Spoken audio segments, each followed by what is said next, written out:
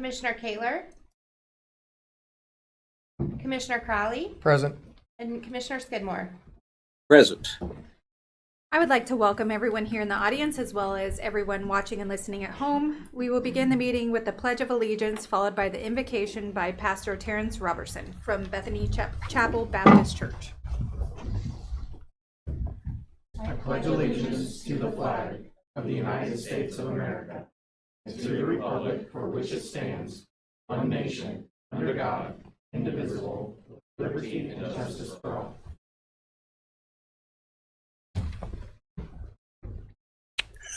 May we all please bow our heads in prayer. Father God, in the name of Jesus, Lord, we just thank you for yet another day, another evening, another night, and another session, oh Lord. Lord, we just ask, God, that as we begin this meeting, Lord, that you would just be in the presence and be in the midst, oh God, in the name of Jesus, that everything may be laid out according to your will and according to your way and according to your plan. In Jesus' name, Lord, we just ask, God, that you would just continue to touch each and every leader of this city, that they may continue to work the vision that you have provided. In Jesus' name we pray. Amen. Thank you, Pastor. We will move on to item 6, which is public comments. Do we have any registered? We have none registered. We'll move on to item 7, which we have no appointments, proclamations, recognitions, nominations, or public hearings, so we'll skip that. Move on to item 8, which is the consent agenda, which includes minutes from January 29th, 2025 meeting and minutes from the November 18th, 2024 Board of Zoning Appeals and the agenda approval. Motion to approve. I'll second. All in favor say aye. Aye. All opposed? Motion carries. We will move on to the declaration. At this time, I'd like to give commissioners a chance to declare any conflict or communication they've had that might influence their ability to consider today's issues impartially. Seeing and hearing none, we'll skip over item 10, which is unfinished business, and there is none. We'll move on to item 11A. Review of strategic documents for city departments.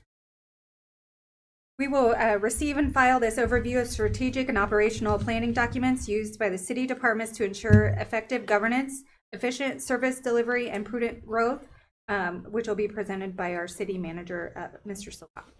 And thank you. And although this was kind of a component of my master's thesis way back, I promised to be brief.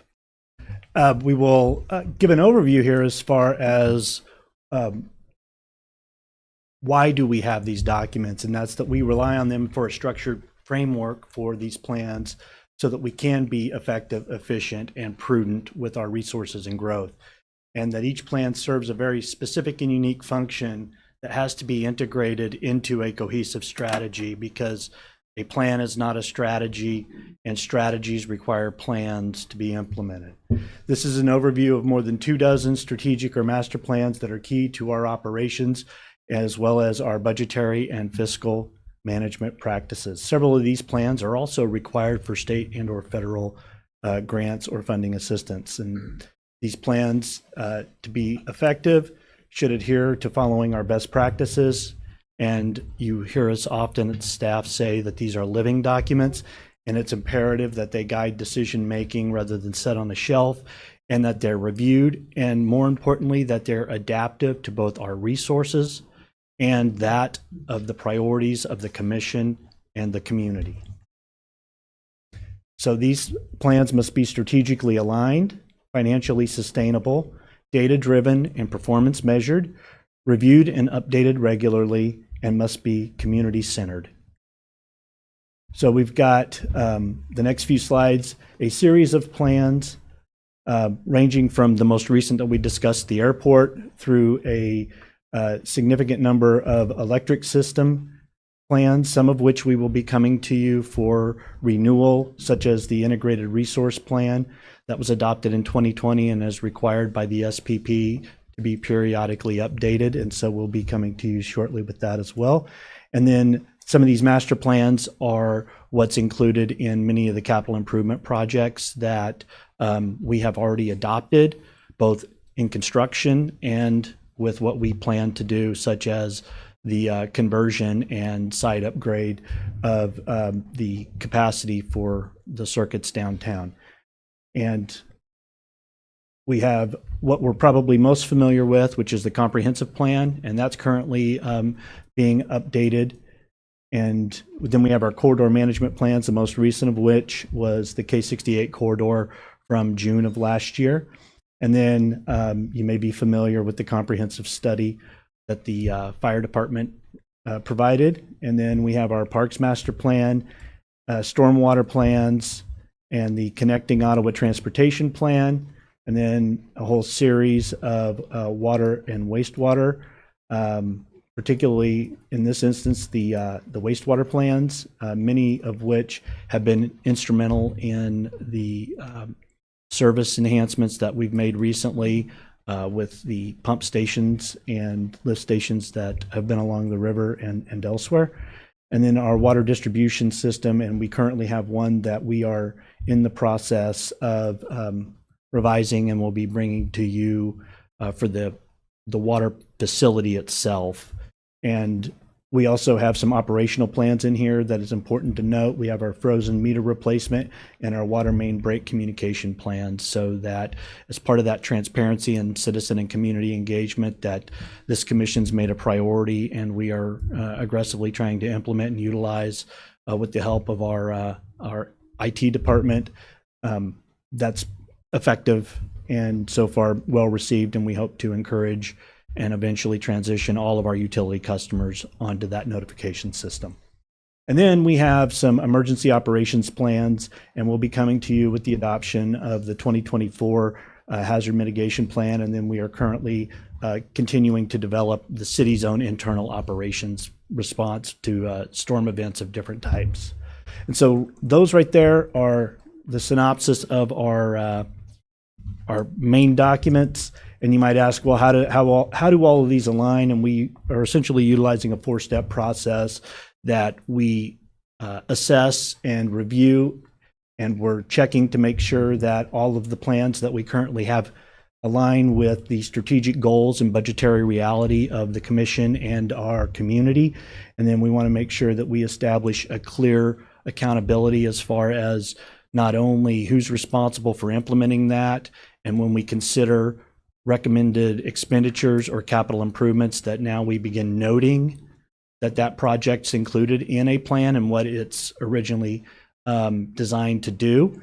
And then the next step is, of course, the most difficult part of the whole process, which is the budget and integrating the plans into our capital improvement program and our operating budgets. And then the priority matrix, which is essentially just lining out all of the priorities and the projects, and then how are we able to pay for these. And as you often know, we often, with some unspent funds, or we have just enough that left over, so we can jump down and maybe get some of the lower hanging fruit that are less expensive, so we can knock some of those off. Or if we know we've got a big ticket item, roll that over for fund balance to contribute to that. Plus, always looking for outside funding sources to help us with that, so that we minimize the cost to both our taxpayers and our utility rate customers. And then probably for staff, it's the most important thing, and that's implementing an accountability. And that's where we're aligning our decision-making processes and recommendations to you with our culture, and that we tie that to our strategic objectives, and those strategic objectives to our individual employee performance goals. And then we adjust our codes and our policies, not just internally to the organization, but the outside, the planning, the zoning, the subdivision regulations, so that we make sure that those align with the priorities and the direction that the community wants to go. And then obviously this is all wrapped into engagement and asking the public for feedback and direction. And then the last step is making it a cultural norm, where we're incorporating this into our daily and our decision making. So when you see this, you know that these items or these projects are anticipated and why they're being made. And it's not just because they're on the list doesn't mean that we have to do that, because, you know, it's that Yiddish proverb of we plan, God laughs. It's just things go sideways. We have different priorities. And the most important part is that last one, which is our continuous improvement process and our plan updates. And that's incorporated throughout the entire organization so that they are adjusted and modified to meet both the priorities and what the data is indicating, so that we can integrate the current plans that we have and the lessons learned from that into the future and evolving needs of our community and our capacity to provide those resources to our public without, breaking the bank or being onerous on our property tax base. So that's kind of how it should all flow. And with that, there are no direct costs associated with this, although most of those plans that you see on there, if they're not done internally, most of which require engineers of some varying type to perform those. We're fortunate that we have very capable staff internally that are accredited and qualified to do that. And so we're able, with the comprehensive plan, to do much of that in-house. And so, these studies cost tens of thousands to, big dollars, but there's a lot of complexity, especially when we're looking at our electric system and how that all plays out, especially with the ever-changing and evolving regulatory environment and priorities that change from not just presidential administration to presidential administration, but Congress to Congress. And so, we're constantly having to adjust and make long-term financial decisions for our citizens with a moving target. And not only is it a moving target, it's kind of always popping up, popping down, and then popping up someplace else because it's moving that dynamically. So we want to make sure that we also leave that flexibility for you in your decision making as we make these recommendations. So I just wanted to give you an overview, particularly as we're starting the ramp up to the spring season, which will be the capital improvement process. And then before we know it, it'll be May and June, and we'll be into the operating budget. So you'll be seeing a little more reference to some of these plans, even if it's some of the things that we've already adopted, so you know where those are coming from and what that intent is. So with that, I'll open it up to questions of either myself or one of the members of the team who's responsible for maintaining and making these recommendations of many of the items listed in the agenda report. Do you have any questions?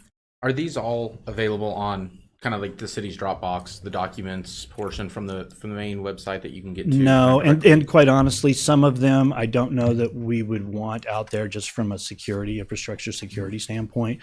But that's something that, as we are looking at, as you know, we funded and are in the process of upgrading and migrating, shifting our website so that it's more easily searchable, and we can also utilize the multi-page function to that. So with that being said, yes, they will be, and many of them are, but not all of them.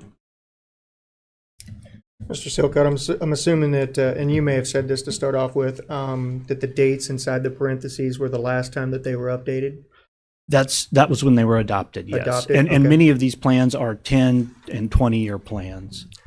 And that's the question I was getting at, is some of them showed dates of 07, 11, 13, things like that. And which I know the FAA requires the airport master plan to be reviewed. I believe it's every 20, 25 years or so. I could be wrong there. I just didn't know if there was some that we're behind on that we're catching up on, or if they're all up to date. I believe most are up to date and in range. Plus, a lot of them, particularly if you're looking at your infrastructure service delivery, it depends on and forecasts potential growth.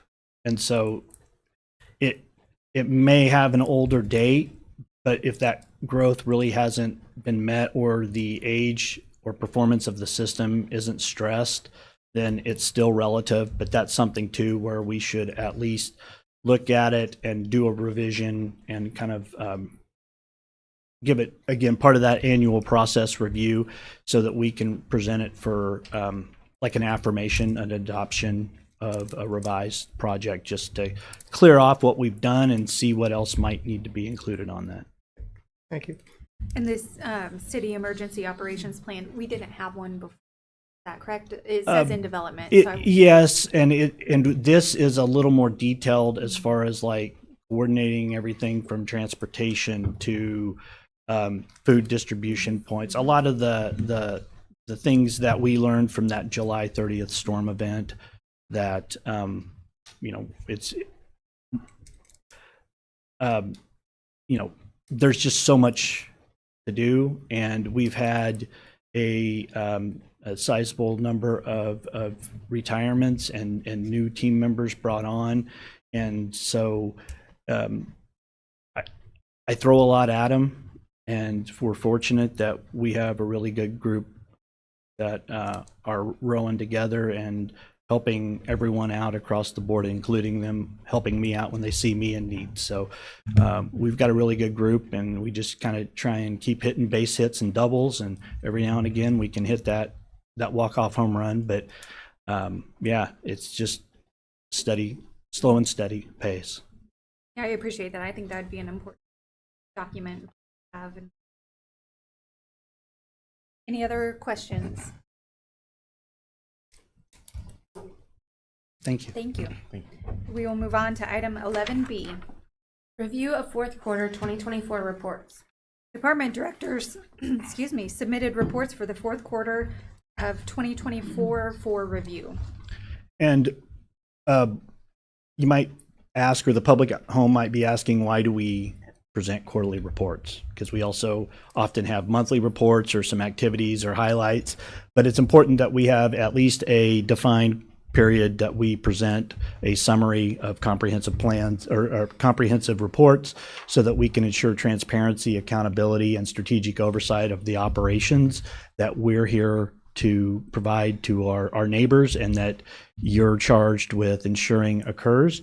And so we also look to provide performance updates and ensure fiscal and operational accountability. And we want to make sure that we're using data-driven support decision-making and identifying our challenges and our opportunities, as well as tracking progress toward these bigger, more strategic goals and initiatives and priorities, and doing this in a public and transparent way so that when we do ask for feedback, we have kind of the template pretty much already filled out, and we can more easily update that when we need to engage the public.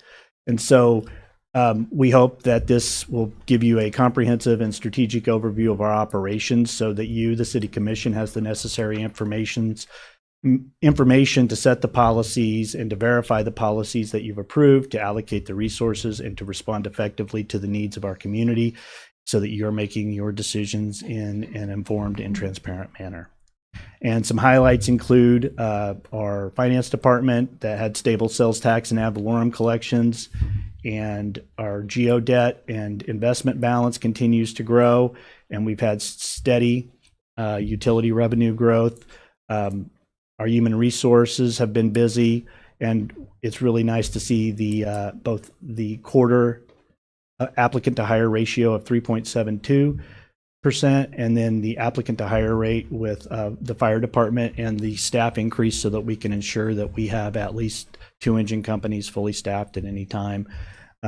That's the cause for that contribution, but I don't think folks realize that when we have 812 candidates, everything that goes into that, and even when we discount folks as not meeting the minimum qualification, there's usually 2, sometimes 3 or more sets of eyes that go through that just for every single hire.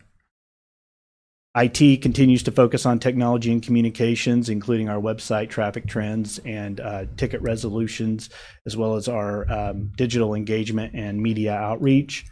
Neighborhood and community service had 412 total inspections, 185 building plans reviewed, and 13 new home permits issued in the quarter, and we had 146 violations currently active for our nuisance abatement, and 94 of those are grass and weed. Our OMA showed 220 total events with almost 9,000 in attendance for the fourth quarter, and we were blessed with 700 volunteer hours and a yearly attendance total of $24,749. And we will be coming to you to add a new report to that list. So I want to thank Director Evans, who's here. They recently completed their strategic plan for the LMA and identified their 5-year priorities for us. PD and the fire department, I think it's important to note that the long-term trends for crime are down. And I think that is a commitment and a testament to the policing strategy and efforts undertaken by our officers, and then the continued emergency response and readiness that our fire department's shown with their community risk reduction efforts. You're seeing that reflected in the calls as well. And Public Works, they had 77 projects completed, 339 acres mowed. We had 22 burials for the quarter and removed 66 tons through street sweeping. And we had 257 boxes of crack sealing that we applied, as well as cleaning the 950 stormwater basins so that they don't flood, because it's a never-ending process, particularly when the leaves are falling. So it is often needed multiple times a year. And then, of course, our utilities, they continue to do wonderful work with their work orders, and we had maintained over 35,550 feet of sewer line maintenance. And then I think it's important to note that our energy composition mix showed that we had a nice blend of renewables and traditional, with 83.72% of our energy being consumed primarily by wind, solar, and so that's considered to be good in our current environment and regulatory compliance. So that's the high overview of our reports, and you've got more details in your agenda report. If you have any questions for the directors or the department, they are ready to answer them. Do we have any questions? Just a few. I guess I'll try to start at the top. Told you I was gonna have a bunch for you, but I don't. I just wanted to scare you a little bit on that. Not really questions, just kind of a comment that I think it's awesome when we look at, we had 33 new hires last year. And I think that's amazing. We had 6, I think, in the fourth quarter. So just kind of amazing to show, obviously, the folks that are coming in and working here, picking Ottawa as the place to hopefully live and work, and not just work as well. On utilities, on those tickets, it's kind of a question on what is typically a work order when, I saw one was 1,282 were closed. Can you kind of say what a typical like work order, maybe not typical, I guess, because they probably flow, but that's a pretty significant number, for a day, for the year, what that kind of looks like for you guys. Mayor, commissioners, thank you. Our work order system is fairly new to our city. I think we started it in 2020, but those work orders can go from anything from reactive, preventative. The majority of the work orders that we're seeing right now are preventative maintenance.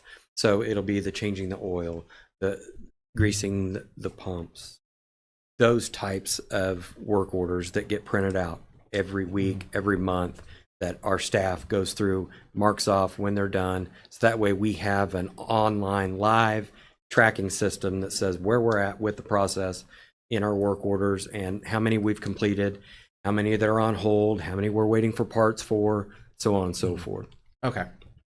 Thank you. And I'm sorry, I think it's important to note, and I learned this actually from Director Sneathen, and how we're looking to incorporate that to ensure that the regular seasonal kind of, whether it's daily, weekly, monthly, it actually generates that for us. So it's more than just like a checklist in a notebook. So Yeah. that's a good thing. Yeah, we will get emails every month or every week, depending on which division has it set up. But we'll get emails on every single work order that we have, and then we'll mark them off as we go. awesome. Yep. Thank you. While you're there, Yeah. this one you may not know the answer to, but if you have a spitball idea, do you know how many poles we have in town? Because I was just looking at for electric distribution, that there were 77 poles set in Q4. I do not know an exact number. I can get that for you, but I will tell you this. Our goal last year was 50 polls. Wow. And we did that many I want to say I had a conversation with Ed Thompson, and I 6,000, something like that. It's up there. Yeah, it is up there. Yeah, it's Yeah, pretty. it is up there. There's a lot. Yeah. Well, just, thinking about a few weeks ago when we approved for the Derek Digger, just looking at 77 poles set, there was 23 broken poles in a quarter, what that could do over time too. Exactly. So Yep.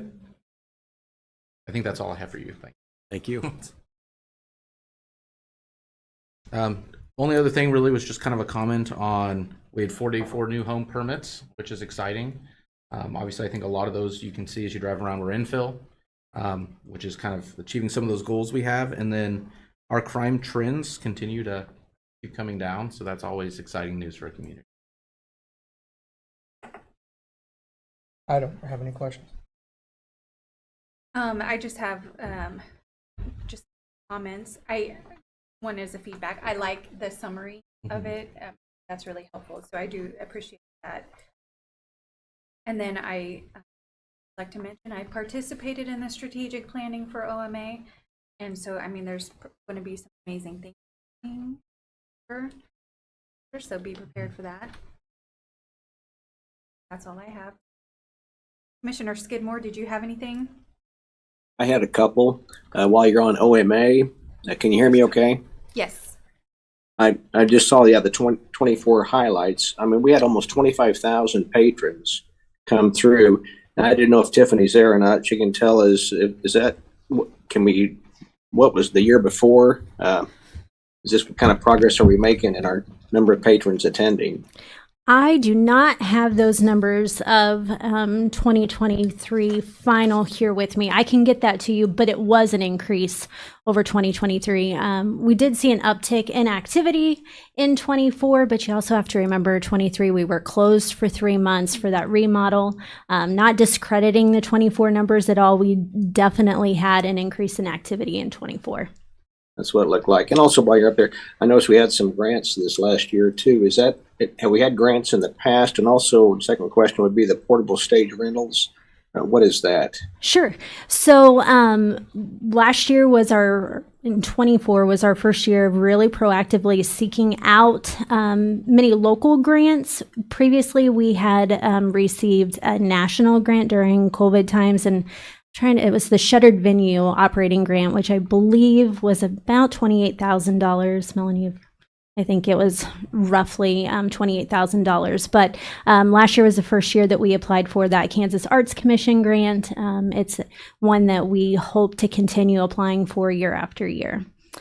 What was your follow-up question? Oh, and the portable stage rentals. Yeah. So we purchased a portable stage during COVID with some Spark funds. It is, I couldn't give you the exact dimension, but it is put together in, I think they're 8x8 pieces. And we have taken it to Legacy Square for the Chamber of Commerce to use for their outdoor summer concert series. And then we also have some of local businesses like Kalmar that have rented it for public events that they've hosted at their facility. That's fantastic. Well, I just want to congratulate you. I know when the high school built the auditorium, I was concerned about, are we going to be able to have enough to break even, make money at our OMA? And you've done a great job in keeping things busy there. I will say that about it. I'm not much of an arts guy, but I'm a capitalist. I understand numbers, and you've done an excellent job there. So congratulations, Tiffany. Keep up the good work. Thank you. I appreciate that. I had a question on the finance, too. I don't know if Rebecca or Melanie wants to answer this, but I noticed we had some open records requests. Is this a new matrix? Is this typical? We have people request information on the open records? Yeah, I can answer that. It's City Clerk Melissa Reed. We do have open records every month, so the public can request any record from us, and as long as it's not excluded on the list, we provide those. We did see a higher number in December and had quite a few of those. They can be anything from details on planning and zoning items to just, record requests to packet information and that kind of items. Okay, thanks. I appreciate having that matrix on there to see what the interest is out there. Also, Melanie, Rebecca, on the interest made in the last quarter, I saw that $437,000. I think that's a great number to see. I saw we had 3 new investments. What were the 3 new investments? Do you recall? This is Rebecca, Assistant Finance Director Rebecca McCurdy, and I did not bring my December report, even though I know it's on my desk across the hall. But I'm gonna grab Melanie's. I printed it. It's right there.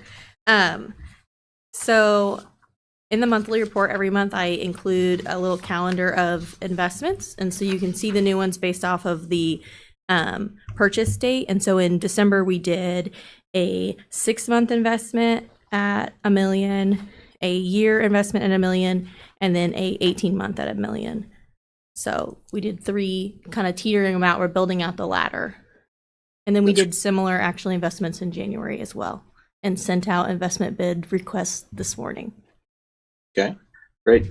Good job on that. I would say too, since the yield curve is no longer inverted, I think it's a good idea to go longer term on something if you have a choice of 2-year versus 1 year. But you've done a great job, obviously, with the numbers you've done. So keep up the good work, and I appreciate all your work in that. Keep it up. Good job. Thank you. Thanks.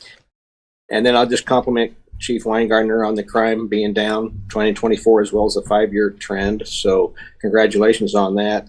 And on electrical distribution, I see we still have tree trimming going on. I just want to congratulate Ed Thompson putting the emphasis on that. That's important for preventative work to keep our lines active and flowing consistently. And so I appreciate your work in keeping tree trimming part of your package.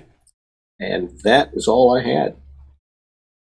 Mayor, I did want to let you know that Commissioner. Oh, meeting okay. as well. Okay. Commissioner Kaler, did you have any questions or comments on the fourth quarter reports? Yes. Hey, thank you. Good evening, everyone. I had only one simple question, and I think it's just because it maybe just got cut off on the page. On page 33, when we're talking, when municipal court revenue is being addressed, there's several different categories there for 2023 and 2024. If we could get some information about what those categories were. There's obviously a category that is higher than any other category, and it's not information that I need right away, but just if we could just get some further down information about what those categories. It's in the right-hand corner on page 33. Mayor, Commissioners, Chief Weingartner. Yeah, the way that we're doing the new graph charts, some of the information that was contained in more of the written reports is excluded from some of the graphs, but the information where those particular bar graph charts came from is included in all the data sets that we get that. So if you want any of the information, we can get that to you. Yeah, you're welcome. And that concludes my questions. Thank you so much. They look wonderful. Thank you to everyone for putting them together. Any final question? Only one. City Manager Silcott, will next year in these, would you see the golf course having page for their own kind of in 2025 as we start rolling kind of forward with that? We will move on to item 12, which are the comments by our city manager.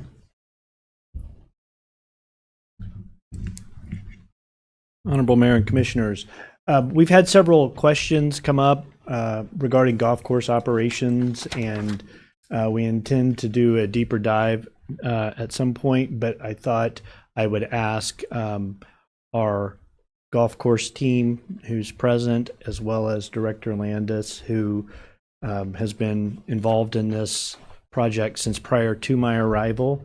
And so what we'll do is step aside, I will, for them to give you a rundown, and then I will resume my comments once the presentation by Director Landis and our Director of Golf, Rob Liner, complete their presentation.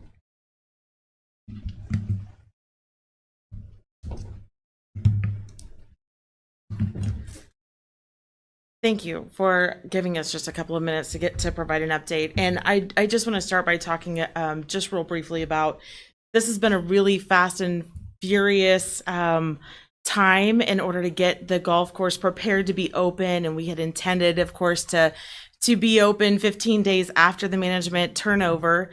And in doing all of that, we have failed to keep you all informed along the way and to make sure that you had all of the relevant information as we were really trying to get that course open. And so what we did here is just kind of put together a summary overall so that you could see where we started, where we're headed to, some accomplishments and challenges that we've met along the way and are going to be facing going forward. And then basically let you ask any questions that you have. So Rob and I have decided to kind of split the presentation a little bit, if you will allow. Oh, I was just going to comment that it's important to note too that this was originally scheduled for the transition to occur in March of 26, and we accelerated that because we had received public feedback that they desired a transition. So we accelerated this ahead of our initial time frame, which I regret that I should have handled that a little better, and I apologize for that. With that, I'll turn it back over to them, and I just wanted to point that out. Well, this is just a general background and an outline of what's happened over even just the last couple of months. So in September, you authorized us to go ahead and move ahead with converting management of the golf course over to the city, and we did transition that management on December 30th. Along the way in there, we had also asked you, after doing a visit to the actual course and through the facilities, for permission to move ahead with rental of a temporary building and a facility that we could use as a pro shop as opposed to using the existing clubhouse. And then we hired our head golf pro, Rob Milner, and then also moved ahead with hiring our golf superintendent, Drew Murphy. And our planned opening date, again, was January 15th. And because of the snow and ice, we weren't able to do that. But we were ready to be open. And we are open now. And in the meantime, of course, our golf carts have been delivered, and due to some unplanned things, we are operating out of the south end of the existing clubhouse, and we're open daily, and we welcome anybody to come in and talk to us. Yeah. So in the last few weeks, just as recent as last night, I went to dinner and spoke with one of the ladies groups. I've met with the senior group. I've met with the Optimist Club. Next week, I'm meeting with the Rotary Club. Everyone has a ton of feedback. Everyone's super excited. So it's been really fun talking to everybody.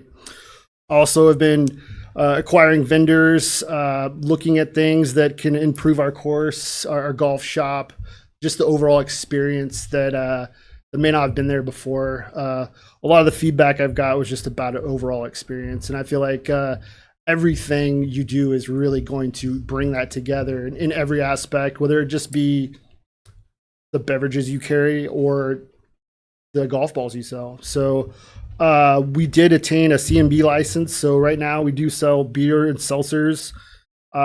We do not have the temporary building yet. Some of the snow and some other things have delayed that. It should probably be here within a month. We've hired Drew. I've also hired one other full-time assistant. And then today we'll have 4 interviews as far as hiring just additional shop help and people that will be working on the grounds also. So. I might mention along the way, and as part of our challenges, is starting from scratch. One of the things that you have to do is establish those vendor relationships, and that is really important to acknowledge, simply because Rob and Drew have spent hours collecting information, trying to get quotes on things that need to be purchased, and working with those new vendors, and so that we can create that relationship so we really can make sure that this is a successful venture.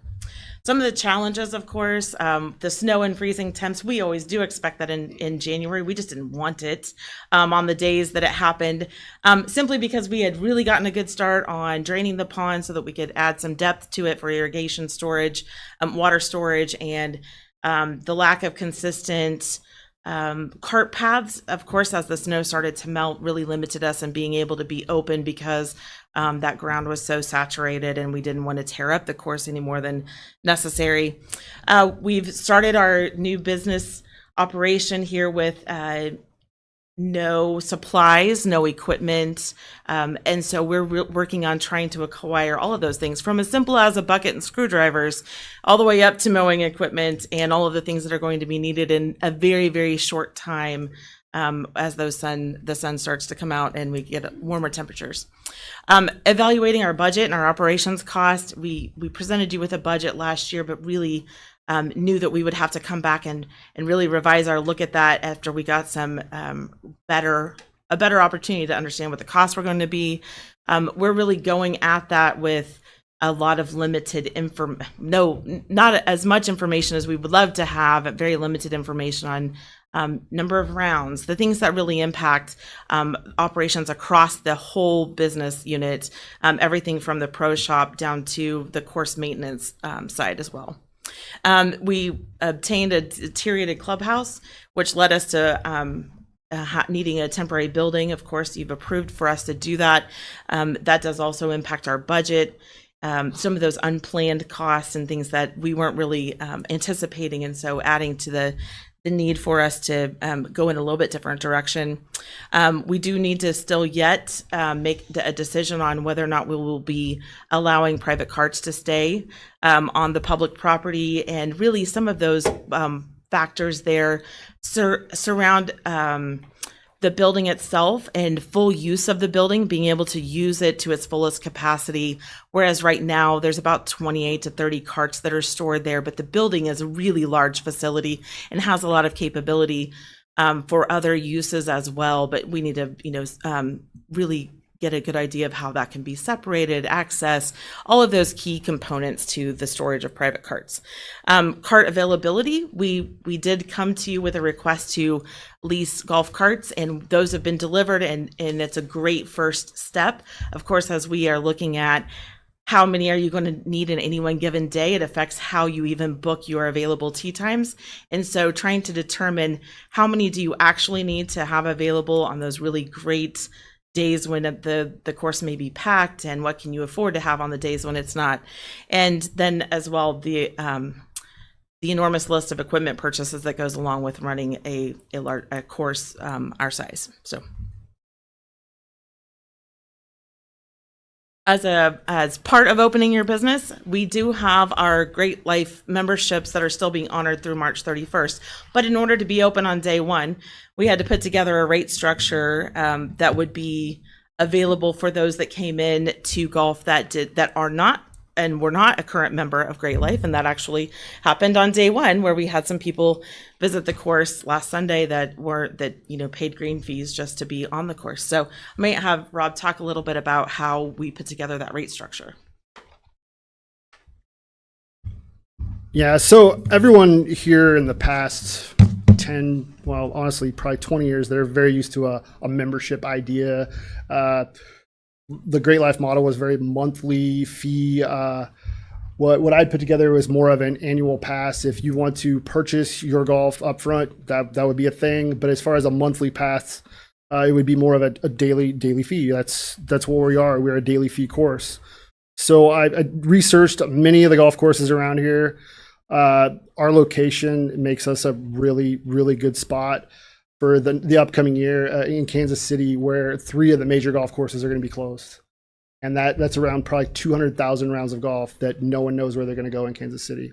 And I feel like a lot of them could find them our way. So I put together these rates by research. I leaned on other PGA professionals in the area that live in Lawrence.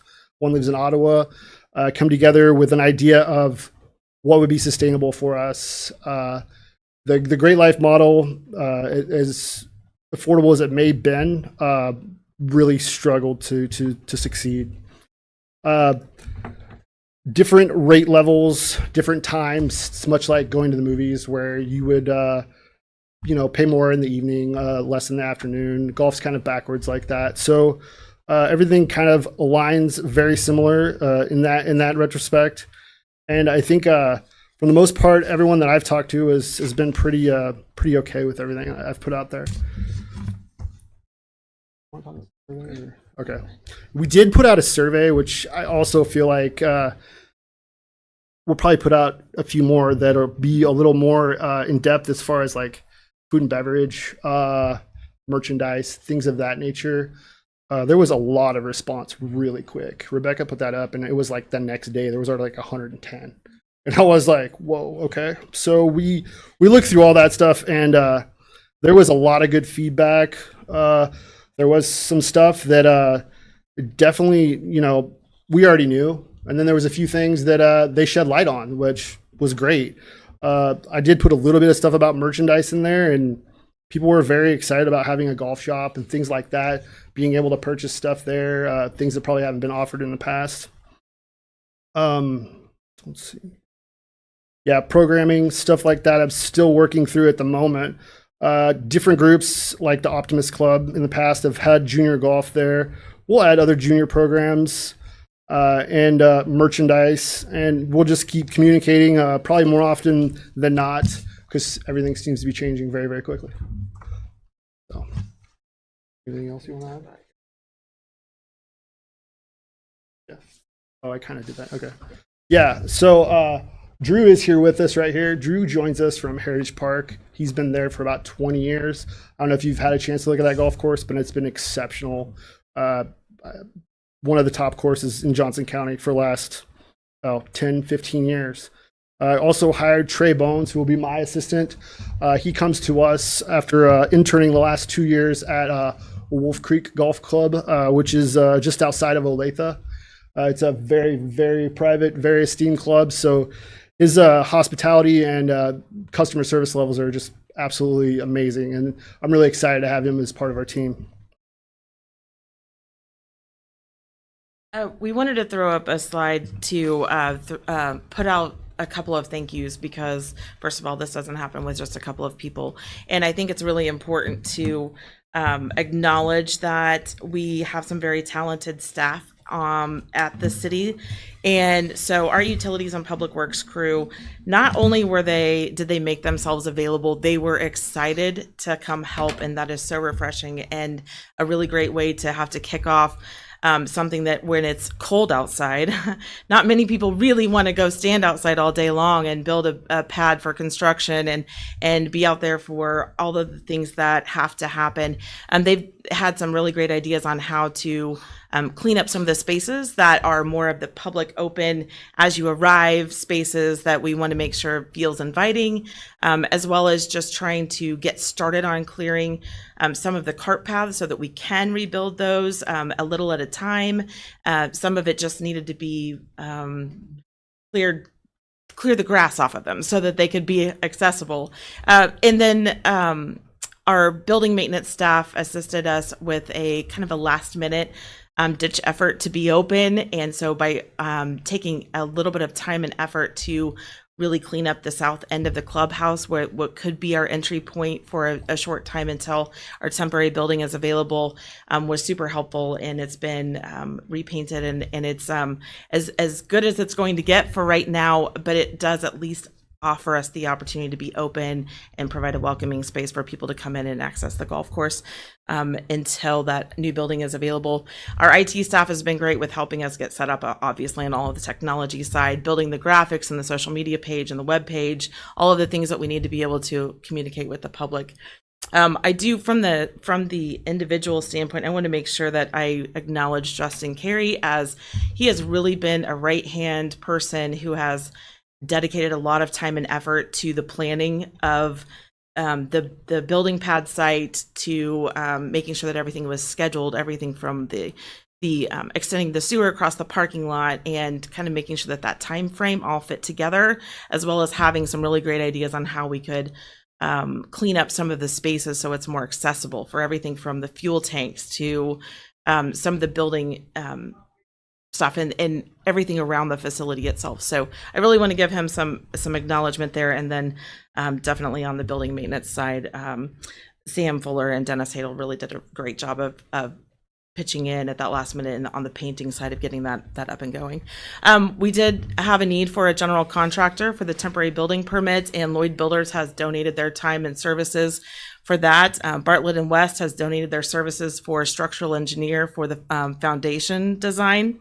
And then, of course, there's been a variety of people just locally that have been really willing and available to talk to us about their historical knowledge. We want to understand what people want and need, and then just being able to be really honest with us and what they're looking for. And we truly, truly appreciate that, because that's how we're able to build this to be a better product.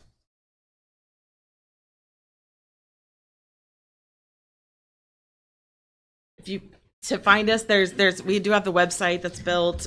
It's a web page that's on the city's web page, as well as a Facebook page, and I think building that following will take a little bit of time. So our staff has been really good about sharing out those posts back to the city page as well. And then, of course, you can visit us at the course.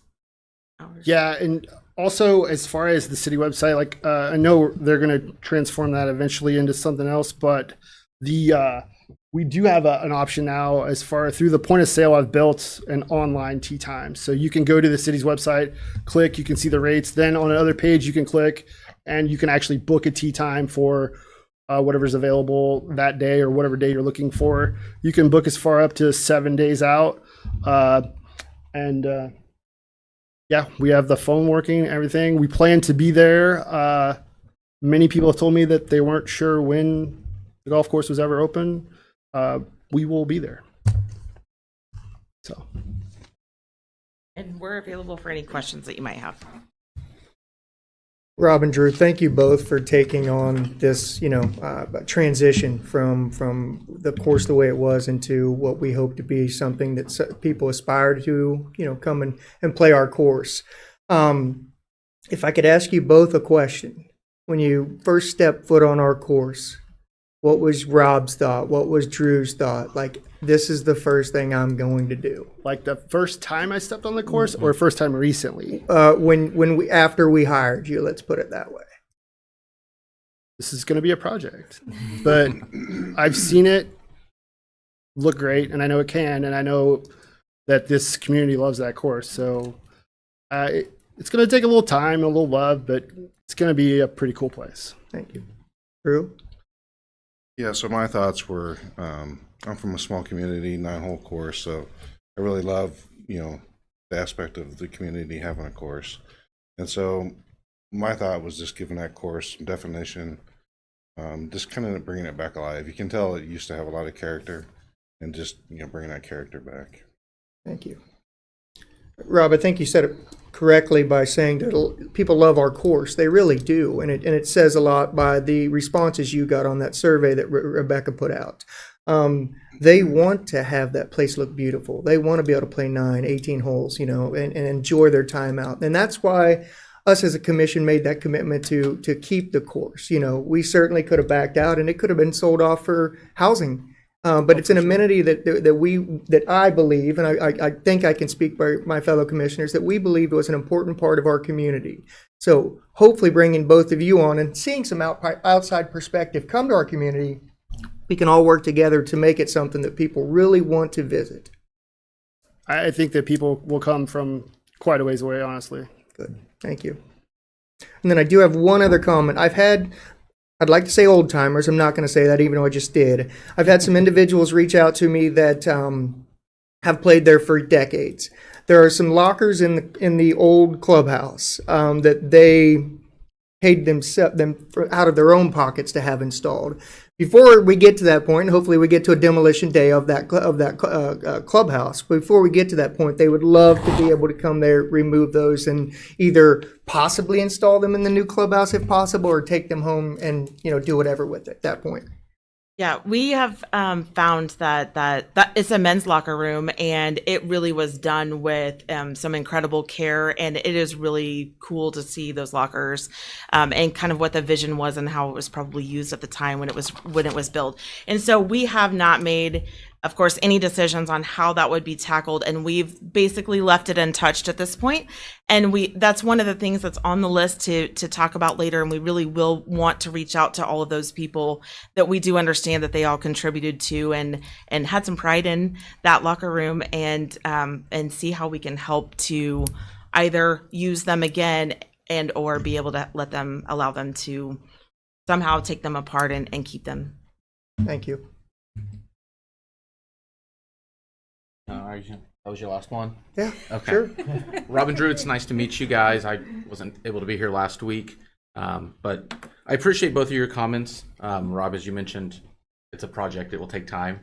And then Drew, with talking about a small town with a 9-hole course and what that benefit truly is for the community. And Commissioner Crowley hit on it, that's part of the reason we really are hoping to invest some money into the course to keep that amenity around. So thank you guys both for being here. I'm sure you've been drinking from the fire hose, considering that timeline that we saw going from being hired to open already. So just know we also understand that's a lot. A few questions I've kind of had come to me just to kind of conduit to you guys. In your conversations with partners and stuff, I had some questions come up about the school district and golf season kind of coming, that's stuff that's 60 days out comes around real fast. And so have you guys had any conversations with? I've met with the OU coach and the high school coach contacted me the other day, but I was 20 deep in people trying to check in for golf. So I've asked him to email me so we could set up a time and discuss. I know they have 2 scheduled tournaments, and we'll just make sure that those work for everyone and get that kind of stuff on the calendar and whatever practice time they need. So yeah, that's all in the works at this moment. Okay, awesome. And then I had some questions from some people on the annual passes. You mentioned before the Great Life, was month to month, monthly fees. Do we have an option with that annual pass to make that in monthly payments instead of a, kind of a one-time kind of right now for someone? Not that I know of at the moment. Okay. I know I've had some people that were like, well, that's too much money. And any of them, I would love to sit down with them and I'll be like, okay, tell me what you would like to do. And we'll sit here, we'll find the best times for you to play golf. We'll make it work. So I don't know if even with our point of sale and stuff like that, if it's possible to do, 4 payments, 2 payments, that kind of thing. Part of that also, a lot of times when golf courses would do that, they would end up holding on to like a credit card, and that just brings a whole new bag of tricks into play there. So. Okay. And then I know, there's obviously a lot coming. On the families with folks under 18, I had some questions as well. Someone is a high school senior and they're under 18. They turn 18 in September. I'm assuming more than likely we're not like cutting off on that day if they're in high school. They had some questions regarding high school kids and being in the home and how that being works. In the home, like still and they're 18. Yeah, they're a high school student, but they've turned 18 for 7 months before they leave. That's definitely something we can work with. Okay. I mean, if they're still, but I mean, if they're 23 and in the house, it's going to be a different conversation. Yep. Yeah. So obviously just kind of direct that stuff to you guys when it's one-off cases Absolutely. that they have potential concerns about, those types of things. Thank you. No problem. Commissioner Kaler or Skidmore, do you either have questions?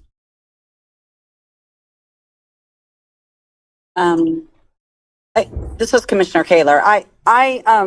The only comment I have, really, thank you so much, gentlemen, for presenting today. Thank you, Director Landis, for presenting today. I appreciate the clarification on everything that you have given us today. Really, really important.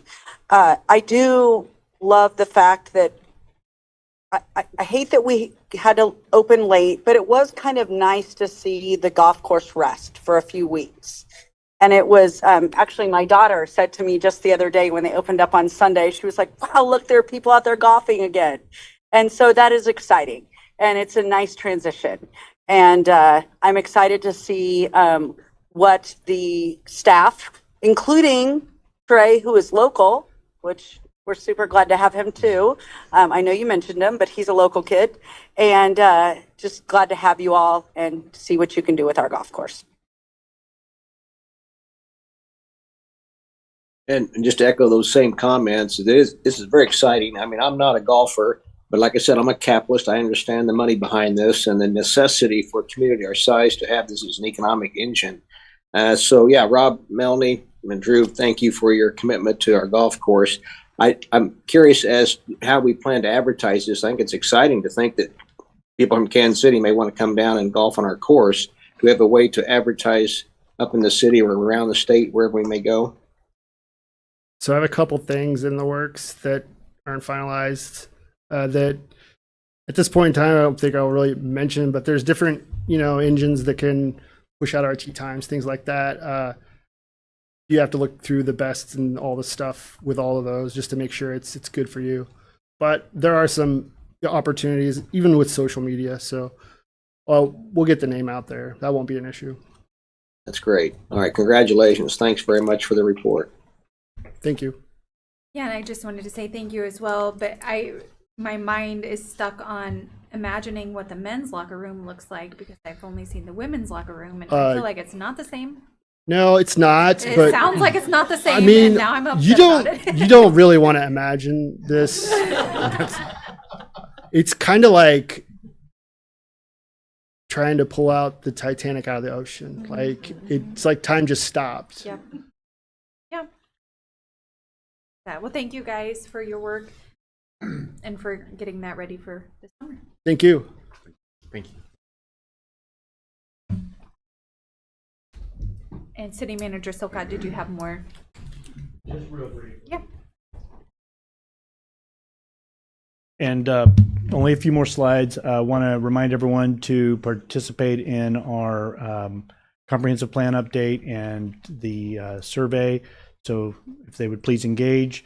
And then for folks that are interested in participating in Main Street's transformation strategy visit, that'll be Thursday, February 20th at 4 p.m.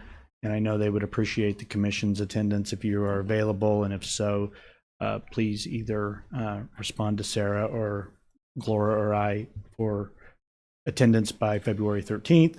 And then some OMA events. We've got our usual that we've been showing you, but also want to point out that we have our March 26th cultural breakfast with Serbia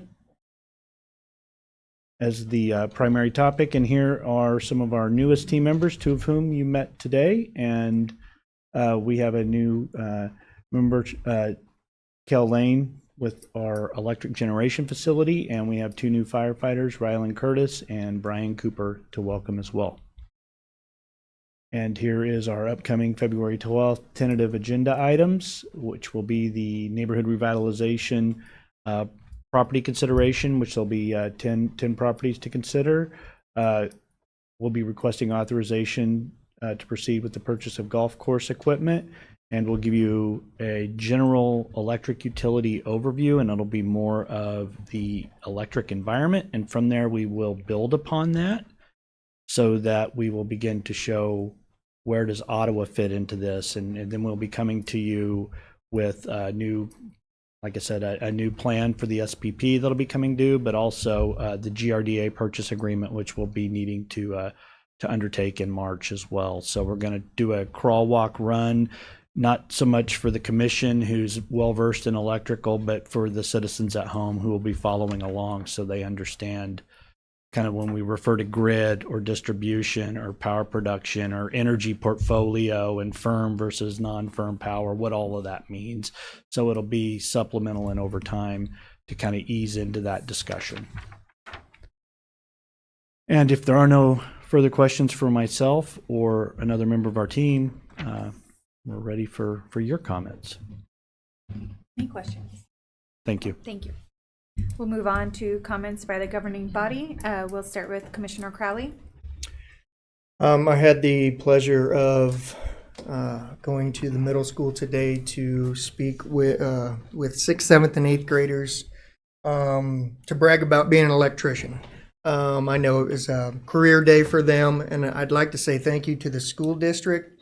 And then also a little farther along with the FCDC, because I've never done it before. The FCDC does the same thing with the high school. And I think back, it was 30 years ago when I graduated, and I don't believe that we ever did that when I was in high school. And I was lucky enough to have friends and family that were involved in what I do today. And I think there's a lot of individuals at that point that weren't. So it's really wonderful to see all the individuals that participated in it, that you know, passed on the love and desire that they have for their careers to the individuals, the 6th, 7th, and 8th graders.